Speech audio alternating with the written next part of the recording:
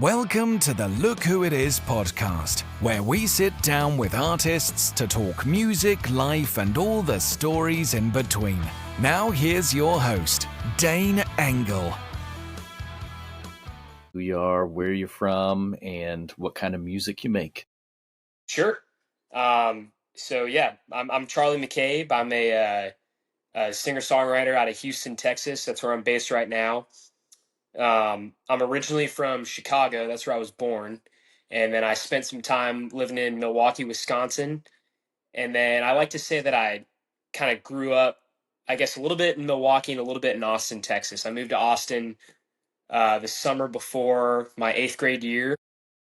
Went to the back half of middle school there and high school there, and then I went to Texas A&M for college. So that's kind of where I got into music, and um, I guess I like to say that I play Texas country, and that's kind of where my writing leans, if you will, and so that's what we've been running with for the past couple of years. So you moved out of Chicago and moved to Texas. That's quite the change. Yes, sir. I've been all over the place. I've never really had a hometown, and I've always had a place to go back to. That's really wherever my family's been. Yeah, I've been the new kid a lot of times. I'm used to walking into a room full of strangers and having to make your way. You think that makes it easier now being a musician and being around a lot of people? I feel like you're in a lot of environments like that, especially at shows. Whenever you get off stage and people want to talk to you that you've never met before, and that might make it easier to start a conversation or carry on a conversation. When I first got down to Houston, I was doing a lot of open mic nights to try to get my name out there and meet some bar managers that might book me, and also make some contacts in the music industry. And so that can be a little bit intimidating too, walking into a bar that you've never been into before with, just you and your guitar, and um, sitting at a table with a bunch of people you've never met before, and trying to strike up some small talk. So I think it's definitely helped me in the long run, I would say. So you said in college you got into music. So I hadn't done anything that required musical ability before my sophomore year of college. I had kind of known that I could sing my whole life, but never really got like an opportunity to, because I never could play an instrument.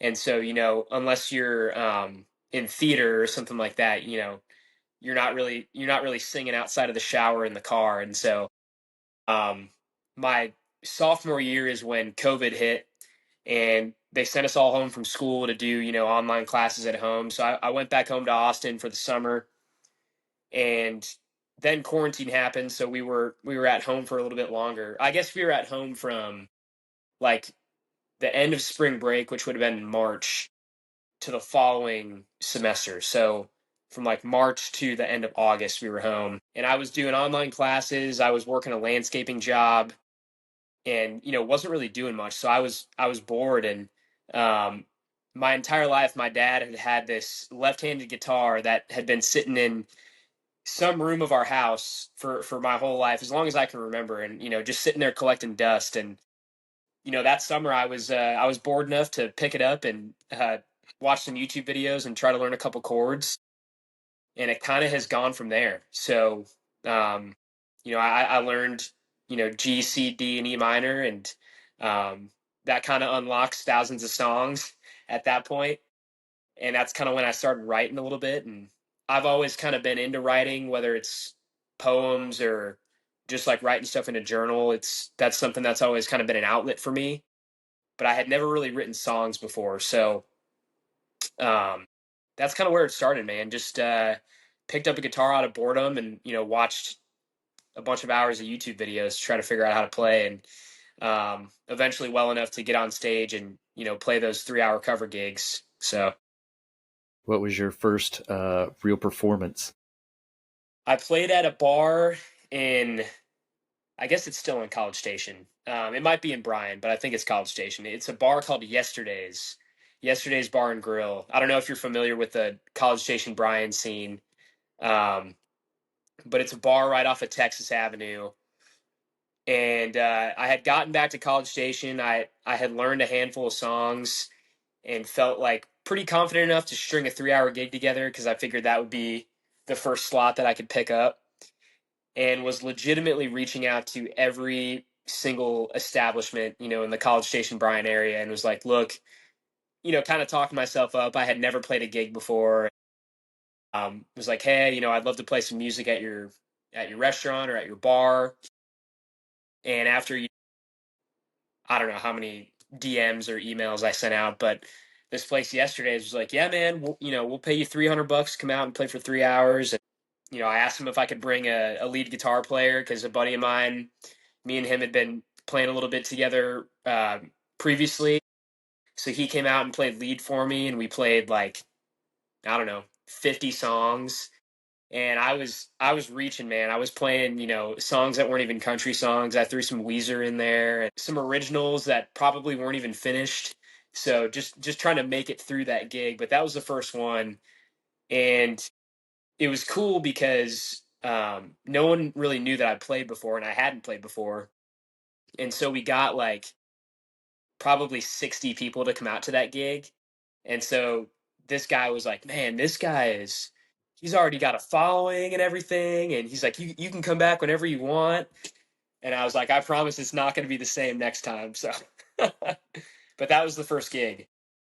Did that one gig unlock a lot of doors for you? Um, I wouldn't say that gig unlocked doors. I think it probably unlocked like some confidence in me. And I guess I probably proved to myself that, okay, I can do this. And um, you know, this isn't so bad to get up and play songs in front of people. And I feel like it was more proving it to myself and then just kind of trying to get better at guitar and trying to write better songs and then booking more gigs along the way. And that's kind of what opened more doors for me. I just feel like the more gigs that I played and the more people that I met, you know, it kind of has gone up from there. So So going into like your writing and stuff, you've written, like you said, all your life as far as like poems and journals and stuff. yeah. So do you like work with anybody else with writing? So probably within the past year and a half or so, is when I've done most of my co-writes. I don't have any songs released right now that are co-written. All of the songs that I have released are solo writes, but um, over the past year or so, I've really found the value of co-writing.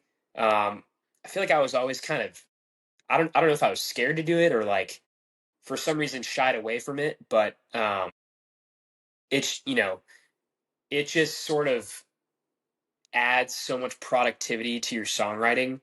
And if you collect like all songwriters do a notebook or like a section of notes on your phone with you know however many song titles and one liners and verses and unfinished choruses, it's awesome to just go into a co-write and say, hey, I've been sitting on this idea for however long amount of time, and to be able to flush something out of that, or at least expand upon it a little bit depending on the co-write, has just been a really cool experience. And it's something that I never really realized the value of until, like I said, the past year. And um, I've made a lot of cool friends through doing that, and you know maybe some songs I'll record here down the road. So yeah, it's co-writing is so valuable. I need to do more of it and be more diligent about reaching out and putting co-writes on my calendar.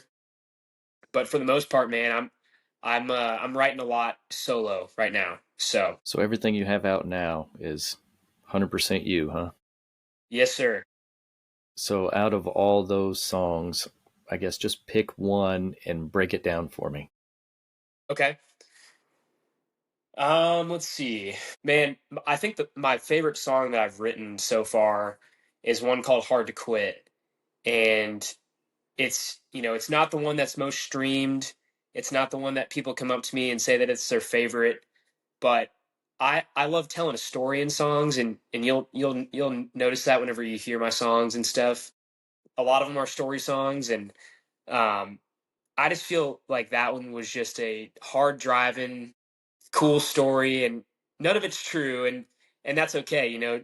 All the stories don't have to be true, but um, it's basically about uh, a guy who's been out on the town having a good time and gets pulled over by the police, and he's asking him what he's been doing and if he's been drinking or if he's on drugs or something.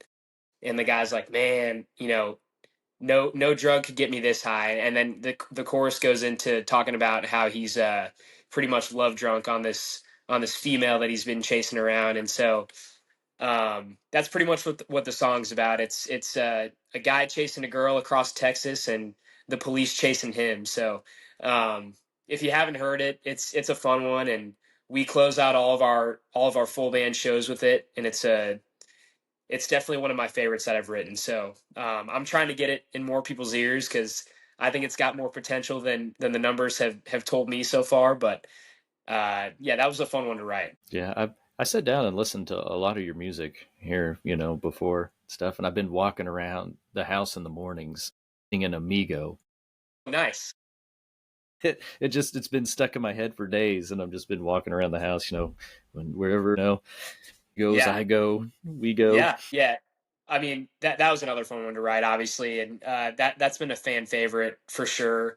I feel like everyone who's heard my songs has remembered Amigo, and um, I've actually gotten people who I've never met before to sing it at gigs, which is unreal. Like, I can't believe that.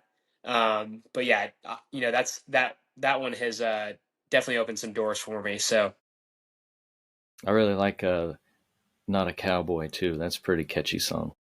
thank you. That one's actually got a story behind it. So Not a Cowboy, I had the idea for it, just like very scattered ideas.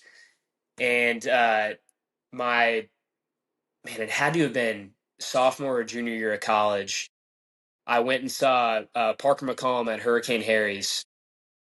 It was probably my second or third concert ever that I'd seen, but I had already fallen in love with Parker and Co. and a lot of those um, names of Texas country that we know now, but they were just kind of making their way up at that point. And I vividly remember at that show just like getting bit by the bug and realizing like, oh man, like how freaking cool would it be to be up there on that stage doing that? And I went home to my condo that night at 2 or 3 a.m. Um, and I wrote that song. And at the time, it was not ready to be released. It needed a lot of work, and I played it to my roommates, and they told me that it was great, but I knew that it wasn't ready yet, and sort of sat on it for probably 3 or 4 years, and then came back to it, switched up the second verse and a couple of other things, and then brought it to the studio, and they loved it. So we put that one out, but yeah, that's another one of my favorites that I've written. But an example of a song that didn't come to me right away and needed some time to develop, and I got it where it needed to be over a couple of years, and yeah, now it's out for the world. So Sweet. Do you have any stories about like a crazy show or experience from a show? I would say one of the coolest that I've played probably over the past year or so was let's see, when was this? Probably last summer. Randall King was running a songwriter competition on social media, and I had submitted to this competition before. I submitted Dallas Girl, I think, like 2 years ago or something.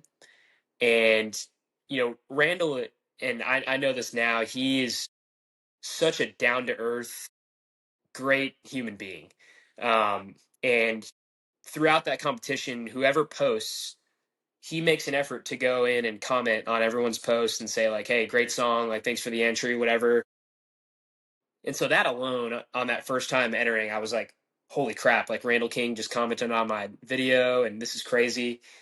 Um, Ended up not winning that year, and then last year or last summer, I was like, "Oh, what the heck? I'll submit again." And I submitted a song that I had written um, earlier that year. It was called Two Steppin', and it's out now.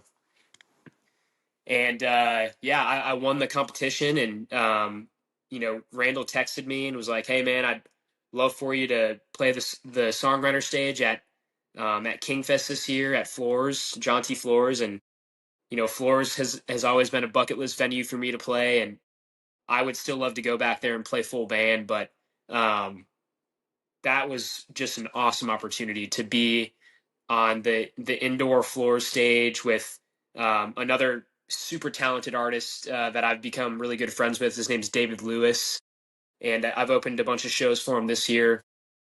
But yeah, man, so I got to play at Floors on the indoor stage and play a few of my songs for a room probably full of 200 people. And um, side stage was Randall King and his band, and Josh Ward was there, and Wynn Williams, and um, another super talented artist named Adam Hood.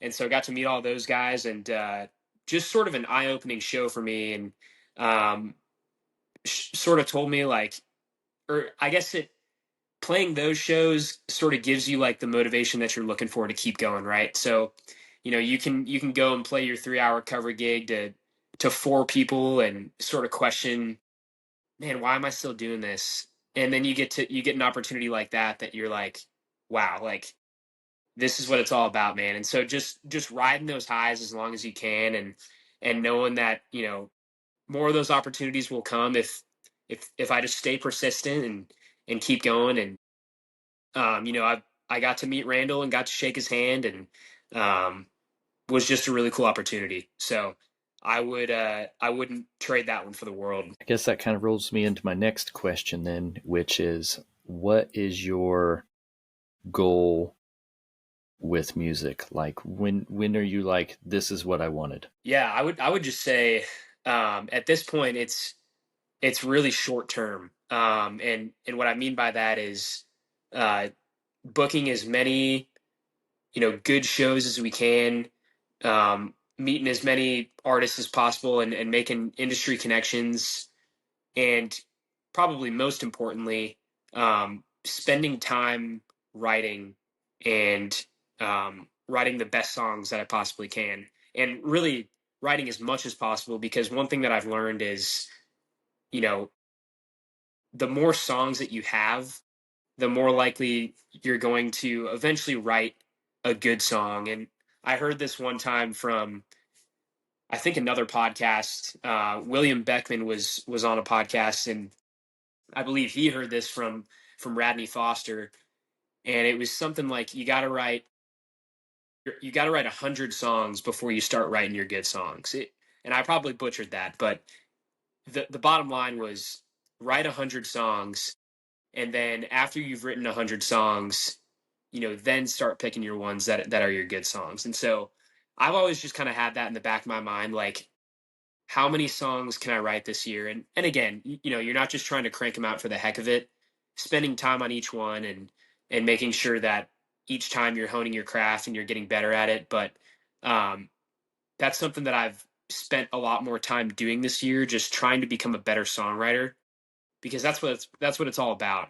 And in the end, you know, if it all comes down to it, I want to be the guy that they're like, man, that guy's got some great songs out. And then, after that, it's dialing in the live show. It's, um, you know, being as nice as humanly possible to the people that come out and watch us. And, like I said, just keeping at it, man. So, I forget what your initial question was, but I think it was about goals. I would just say those are kind of my short-term goals, just, developing the craft. And, I think through that, and like trying to become the best artist that I can possibly be, I feel like, the numbers and everything like that will continue to go up. And as long as that happens, I'll keep doing it. So I seen you put out like an Irish, like a, like it's like a pub, like an Irish pub song or yeah. something this the beginning of the year. Where'd that come from? So ever since I started playing, my mom, I mean, we're an Irish family, and we're not like straight from Ireland or anything, but my parents are proud of our Irish heritage and stuff like that. And ever since I started playing, she was like, "Man, you got to write me an Irish country song." And I kind of have always been like, "Okay, like yeah, I don't really think that's a thing, but if it comes to me, it comes to me, whatever." And um, I probably heard Reckless Kelly do it. I feel like they've done it a couple times, but um, one day I was sitting at work, and it was kind of a slower day and didn't have much going on, and this idea just came to me, man. And I'm sure you've heard a lot of artists say this, but like sometimes ideas just come out of nowhere, and they hit you at unexpected times, but if you ignore it, you might lose it forever. And so this idea hit me at work, and I just like, and I think the initial idea was um these these guys go out during the gold rush, during the 1849 gold rush, and they're these Irish guys from Texas, and they go out there expecting to find something. They find some gold. They come back, and they're like the town heroes. They're buying beer with gold, and stuff like that. And I'm like, man, that just sounds like an epic song. So started fleshing it out at my desk at work. Kind of like looking over my shoulder to make sure no one was seeing me. And um, it ended up becoming named the greatest tale ever told, and uh, took it to the studio, and the guys in the studio loved it. And when I was in there, if you've listened to it, there's a bridge section where it's kind of like a bunch of guys in a pub that are like humming a little I don't really know what to call it, but it's like a little Irish um, bridge, if you will. And I was like, guys, I need this to be a group vocal. And so basically we got all the musicians that were there to get in, um, I guess just like stand around the room. And we had a room mic in the middle of us. And I had like typed out the phonetics of what I wanted them to say. So they all had their phones out, and I had sent them a screenshot of of the phonetics of this part, and I was like, just sing it in like this tune. And so we had like five dudes who did not expect to be singing that day, to sing this part of the song, and we were able to make this like group vocal that actually turned out 100 times better than I thought that it would.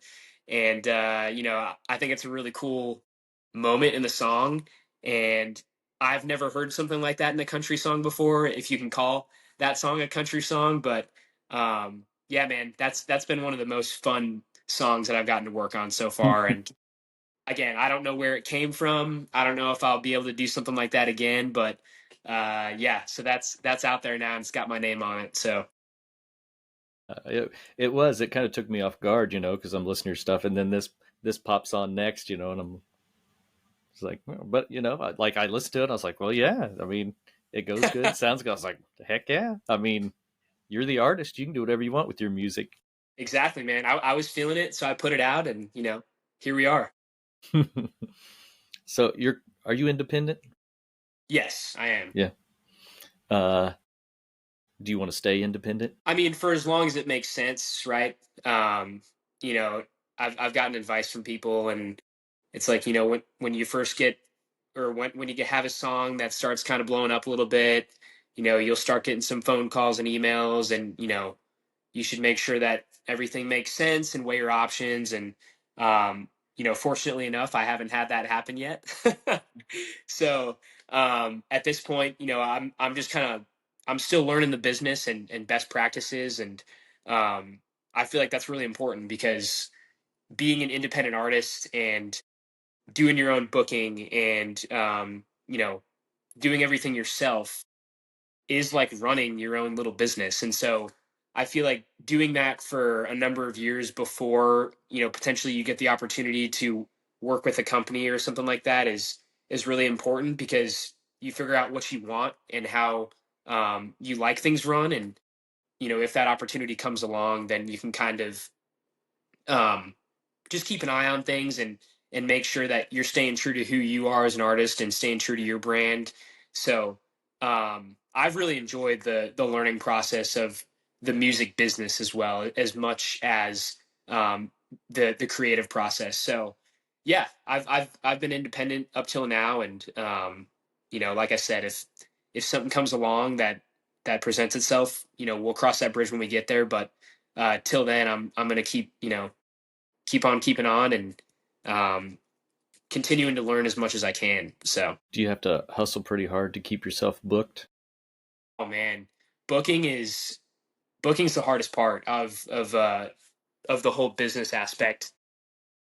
You just you got to be diligent about it, and you know that places book a few months in advance, and so like having the foresight to like strategically plan your entire year a few months in advance, every month has been something that I've learned. And if you slack off, for a month or so, and it gets to be that time when it's the next month and you don't have as many gigs booked as you want, you're going to be booking gigs that you might not necessarily consider your top gigs, or you might not book at all.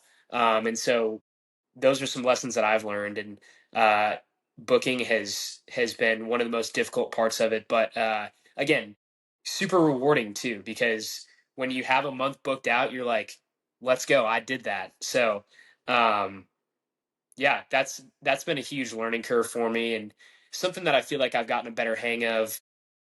It's nice to be at a point every now and then when places reach back out to you, rather than me doing 100% of the reaching out. It's nice to get that email every now and then, like saying, "Hey, what are your available dates over the next couple of months?" So I'm kind of at that point right now, and you know, it's great. Do you ever get like ballsy and like try and reach out to bigger and bigger places? For sure. Yeah, you have to every now and then, Mm-hmm. because you never know like what the answer is going to be. Um, the worst part is not hearing back. I would much rather get a no than not hear back. But yeah, it's every now and then you have to shoot your shot, and I've done it with venues, I've done it with artists that I've wanted to open up for or something, and yeah, you get a lot of no responses, you get a lot of no's, but every now and then you get a yes, and so might as well, right? What harm can it do if you're being respectful, and you're not acting like a jerk? So What's your most exciting venue or opener that you got to do so far? About 2 months ago, or maybe like a month and a half ago, I got to open up for Aaron Watson down in Houston. That was awesome, man. It was it was just an acoustic opening slot, so it was me, and then a guy named Gunnar Latham played full band after me, and then Aaron was the headliner. Uh, that was one of the coolest experiences that I've had playing music. It was a packed house, and got to meet Gunnar, got to meet Aaron afterwards. Um, One of the nicest guys that I've ever met. And it's always super refreshing to meet an artist of his size and of his influence that takes the time to shake your hand and take a picture with you, and let you know like how much it meant to him, for me to be kicking the show off for him too. And so um even if he had never heard of me before, or probably has forgot about me at this point, it was cool in the moment for him to act like that, and just a real class act, and an overall awesome experience kicking the show off for him. Is that something you had to like work for to get, or were you contacted for that? So that one I was contacted for, but it was through a venue. Have you heard of the Rustic? They've got a couple. Where are you from, Dane? Indiana. Indiana. Okay. So in Texas, there's I guess it's a chain of venues, but it's called the Rustic. They've got two in Houston. They've got one in Dallas. I think they've got one in San Antonio. And I've played a bunch of gigs at these venues, and have kind of built up a good relationship with the people that book there.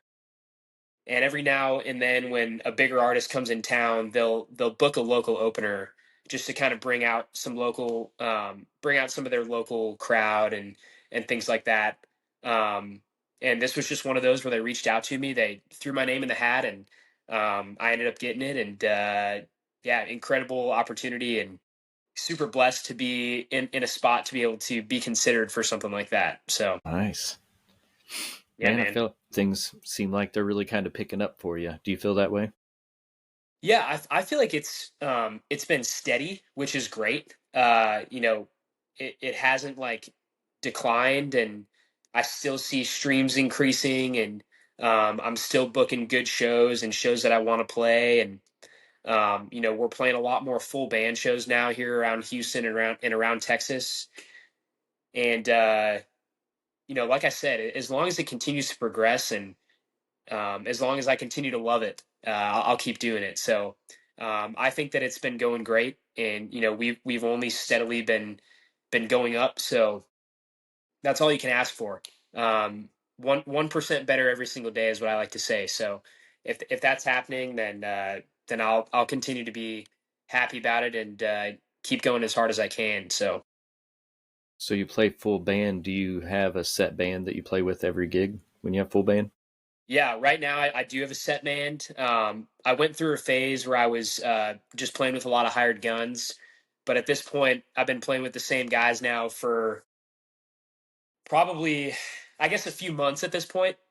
Um, we played our first show together at the Houston Rodeo this past year at the Rodeo Cook-Off, and we've been playing together ever since. So great guys, uh, you know, great players too. And so having that combination of great musicians and guys that you actually want to hang out with is an unmatched combination. Both I think are equally important, and if they don't get mad at me and and want to head out, then I think I'll keep them around. So they've been awesome to play with, and you know, I foresee playing with them for the foreseeable future. So Do they help you with like backing vocals and stuff too? yeah, man, this is actually the first band where I've had guys that can sing backup vocals and do harmonies. And our last show, we actually had three-part harmonies going, and it was awesome. And like I said, I've never had a band that did that before. And these guys are committed, and they have learned my songs really quickly, and they like the stuff that I'm putting down. And so um I feel like that, on top of them being able to carry a tune, uh allows for taking things to the next level, like having background vocals and having two-part and three-part harmonies. So, and it just adds so much. That's something that I've wanting to add to my live set, and we've finally been able to do that. So that's been awesome. Just a very small thing that adds such a huge difference to your live show. Do you think now when you write stuff, you'll kind of focus more on stuff with that in it? Definitely. I think in most of my songs, aside from the original EP that I put out, we have background vocals, and um, that's the way to go. I mean, it just adds so much to the dynamics and the depth of the song. And I don't, I mean, unless I do some more like acoustic records or things like that, um, I see myself continuing to add those background vocals and then working those into our live set. Do you like recording just as much as playing live? Oh yeah, that's one of my favorite parts. I love going into the studio and bringing a song or songs that I have written and then just recorded in the voice memos of my phone, um, and going into the studio and either playing that recording for them, and maybe they've previously heard it just to prepare for the session, or I play the song for them on my acoustic, and then within hours we have basically fleshed out mixes, is one of the most incredible things that I've ever experienced.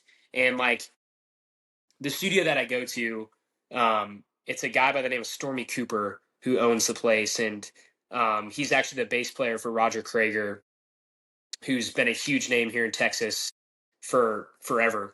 Um, and so they call in fantastic musicians. It's Chad Ware, who's Tracy Bird's guitar player, comes in, and Jason Broussard, who plays drums for Roger Krager, and just guys like that, man, that you get to, you know, bump shoulders with and shake hands with, and they're playing on my songs is unreal. That's something that I never thought that I would get to be a part of. And like I said, going in there and showing them an acoustic mix, and they're able to flesh out a full song within a matter of hours is it never gets old. And I love it every time I get to go in there and record some new songs. Probably cool hearing their version of your song, them playing what they think that your song should sound like.